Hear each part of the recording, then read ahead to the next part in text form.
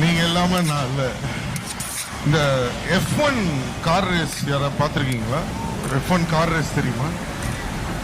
அதில் அந்த F1 car ரேஸில் பார்த்தீங்கன்னா நிறைய லேப் இருக்கும். ஸோ தொடர்ந்து ஓட்டிகிட்டே இருக்க முடியாது வண்டியை. நடுவில் ஒரு சின்ன ஸ்டாப் எடுக்கணும். அதுக்கு பேர் பிட் ஸ்டாப்னு சொல்லுவாங்க.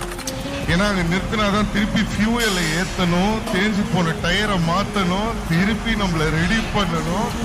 அதுக்கப்புறம் வண்டி உள்ள வந்ததுன்னு வச்சுக்கோங்க.